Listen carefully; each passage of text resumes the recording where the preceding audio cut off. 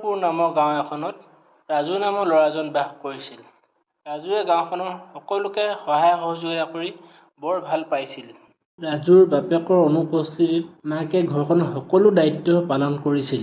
ৰাজুৱে সদায় হাবিলৈ গৈ খৰি কাটি আৰু সেই খৰি বিক্ৰী কৰি ঘৰখন পোহপাল কৰিছিল। এদিন ৰাজুৱে হাবিলৈ খৰি আনিবলৈ যাওঁতে হঠাৎ হাবিৰ মাজত এটা ৰূপৰ দৰে টুকুৰা পৰি থকা অৱস্থাত দেখিবলৈ পালে আৰু ৰাজুৱে সেই বস্তুটো বুটলি ল'বলৈ সেই দিশে আগবাঢ়ি গ'ল।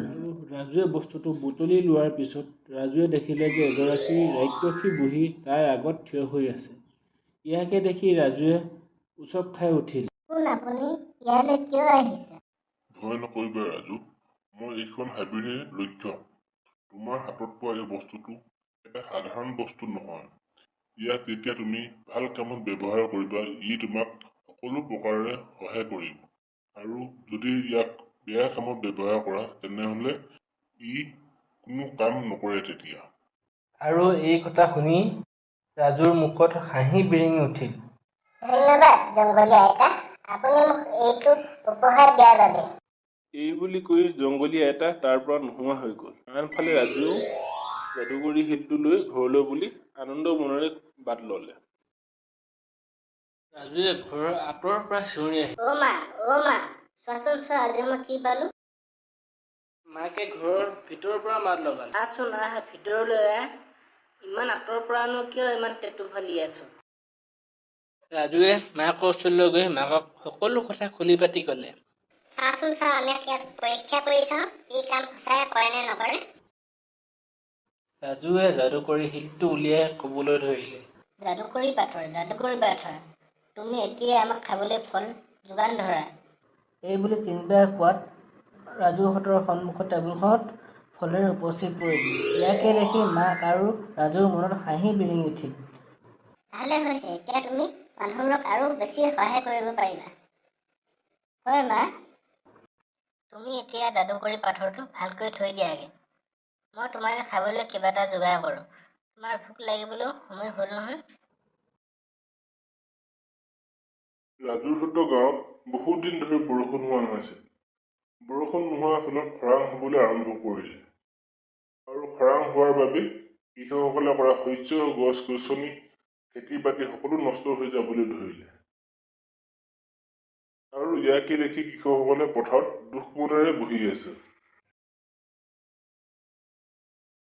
ৰাজুৱে গাঁৱত বৰষুণ নোহোৱা কথাটো গম পালে আৰু ৰাজুৱে ভাবিবলৈ ধৰিলে, মই যদি যাদুকৰী শিলৰ সহায়ত বৰষুণ আনি দিব পাৰোঁ তেনেহলে কৃষকসকলৰ বহু পৰিমাণে লাভ হ'ব। ৰাজুৱে ঘৰৰ ভিতৰলৈ গৈ যাদুকৰী পাথৰটো লৈ হাবিলৈ যাবলৈ ওলালে। ৰাজুৱে হাবিলৈ গৈ যাদুকৰী পাথৰটো উলিয়াই ক'বলৈ ধৰিলে। যাদুকৰী পাথৰ, তুমি এতিয়াই বৰষুণ দি দিয়া। এই বুলি তিনিবাৰ কোৱাৰ পিছত পিছ মুহূৰ্ততে ধাৰাসাৰ বৰষুণ আহিল। আৰু বৰষুণ অহা দেখি খেতিয়কবোৰে মনত বৰ আনন্দ পালে। ৰাজুৱে প্ৰতিদিনে যাদুকৰী শিলৰ সহায়ত অভাৱত পৰা মানুহবিলাকক সহায় কৰি যাবলৈ ধৰিলে।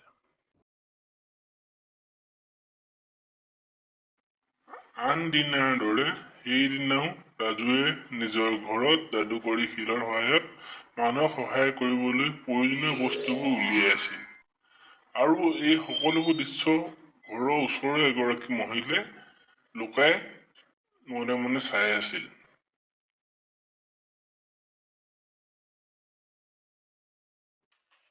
মানুহগৰাকীয়ে ঘৰত গৈ ভাবিবলৈ আৰম্ভ কৰিলে।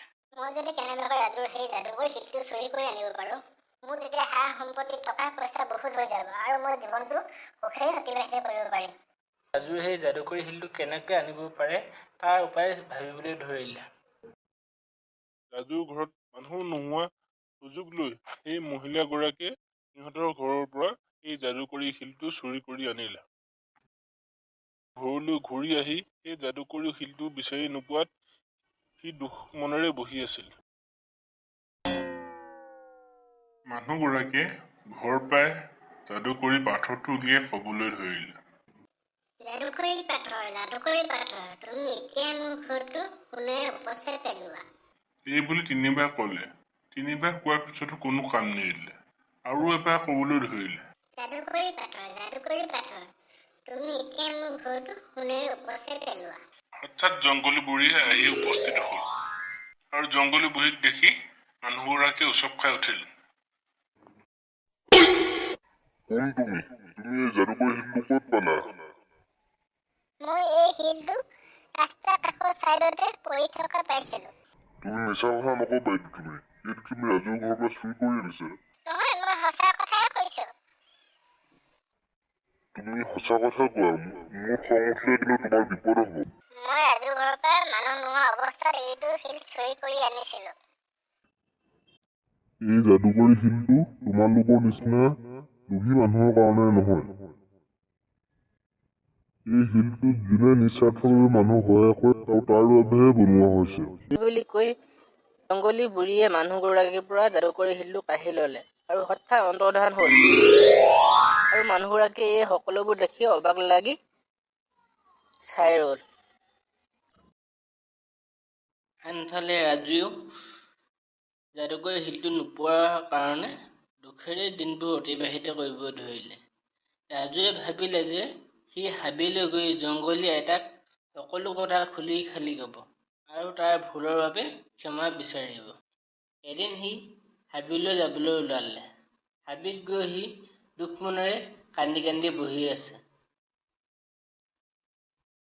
এনেকৈ বহুত সময় কান্দি থকাৰ পিছত জংঘলী আইতা আহি উপস্থিত হ'ল। ৰাজু, তোমাৰ কি হৈছে? তুমি কিয় কান্দি আছা? জংঘলী আইতা, মোক ক্ষমা কৰি দিব। মই আপোনাৰ যাদুকৰী শিলটো মোৰ ঘৰৰ পৰা কোনোবা চুৰি কৰি লৈ গ'ল। মোক ক্ষমা কৰি দিব। মই আপোনাৰ যাদুকৰী শিলটো ভালদৰে ৰাখিব নোৱাৰিলোঁ। হ'ব দিয়া, একো নাই। তুমি দুখ নকৰিবা। এইটো লোৱা। এইটো তোমাৰ যাদুকৰী শিলটো নহয় জানো? কপৰা বদলে হয় আইতা, এইটো মোৰে শিলটো আছিল। আপুনি ক'ত পালে?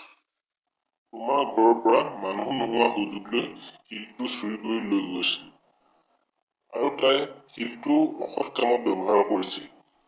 মই খবৰ পাই সেই মানুহগৰাকীৰ পৰা শিলটো কাঢ়ি লৈ আনিলোঁ। এইটো তোমাৰ বাবেই। এই বুলি কৈ জংঘলী আইতা ৰাজুক শিলটো উভতাই দিলে আৰু ৰাজুৱে আনন্দত হাঁহিবলৈ ধৰিলে। ধন্যবাদ জংঘলী আইতা। এইবাৰ কিন্তু ভালকে থবা। এইবাৰ হেৰালে মই তোমাক আৰু উভতাই দিব নোৱাৰিম। এই বুলি কৈ জংঘলী বুঢ়ী তাৰ পৰা নোহোৱা হৈ গ'ল আৰু আনফালে ৰাজুৱে আনন্দ মনেৰে ঘৰলৈ উভতি যাবলৈ ধৰিলে। ভিডিঅ'টো শেষলৈকে চাই থকাৰ বাবে ধন্যবাদ।